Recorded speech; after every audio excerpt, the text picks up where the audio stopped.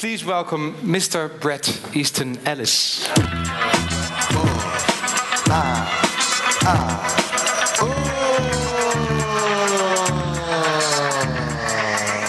How can I top Flashy? I love that character. I'm really going to read just a couple of pages from this new book, Imperial Bedrooms, and it's early on in the book, and it's about Clay's reaction to the movie version of Less Than Zero. The character of Clay is watching the film version of the novel of Less Than Zero, and this is his reaction, if this makes any sense to you at all. As the movie glided across the giant screen, restlessness began to reverberate in the hushed auditorium. The audience, the book's actual cast, quickly realized what had happened. The reason the movie dropped everything that made the novel real was because there was no way the parents who ran the studio would ever expose their children in the same black light the book did.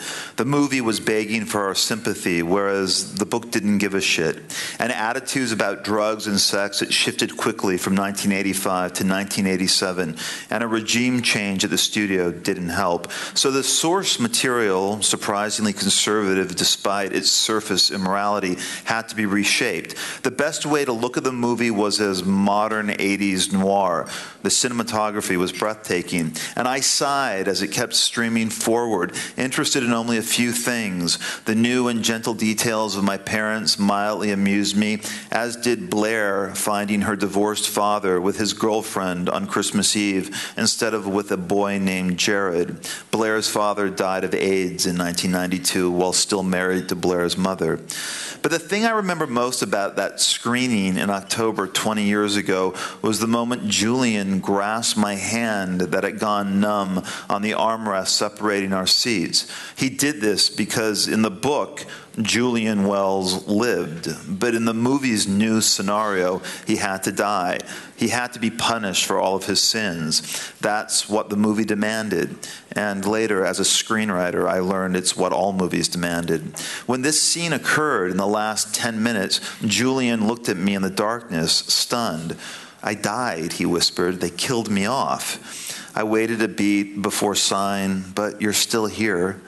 Julian turned back to the screen, and soon the movie ended, the credits rolling over the palm trees as I improbably take Blair back to my college while Roy Orbison wails a song about how life fades away. The real Julian didn't die in a cherry red convertible overdosing on a highway in Joshua Tree while a choir soared over the soundtrack. The real Julian was murdered over 20 years later, his body dumped behind an abandoned apartment building in Los Feliz after he had been tortured to death at another location.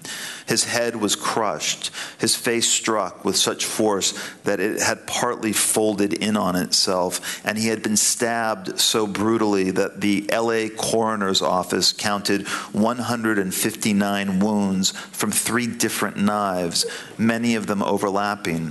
His body was discovered by a group of kids who went to Cal Arts and were cruising through the streets off of Hillhurst in a convertible BMW, looking for a parking space. When they saw the body, they thought the thing lying by a trash bin was, and I'm quoting the first Los Angeles Times article on the front page of the California section about the Julian Wells murder, a flag. I had to stop when I hit upon that word and start reading the article again from the beginning. The students who found Julian thought this because Julian was wearing a white Tom Ford suit. It had belonged to him, but it wasn't something he was wearing the night he was abducted. And their immediate reaction seemed halfway logical since the jacket and pants were streaked with red. Julian had been stripped before he was killed and then redressed. But if they thought it was a flag, my immediate question was, then where was the blue? If the body resembled a flag, I kept wondering, then where was the blue? And then I realized it was his head.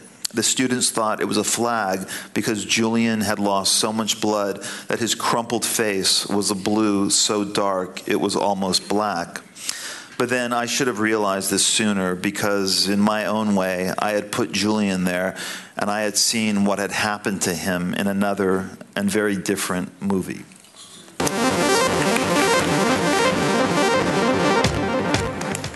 I'm just going to read a really brief part of this book. I guess the only setup is that since Less Than Zero, Clay and Blair have occasionally hooked up, even though she's married to Trent. And Clay doesn't realize it in this scene that I'm about to read, but Blair also had an affair with Julian. And in this scene, she's asking Clay, who's revisiting Los Angeles now, and they run into each other at a premiere, not to have any contact with Julian. And later on in the book, Clay understands why.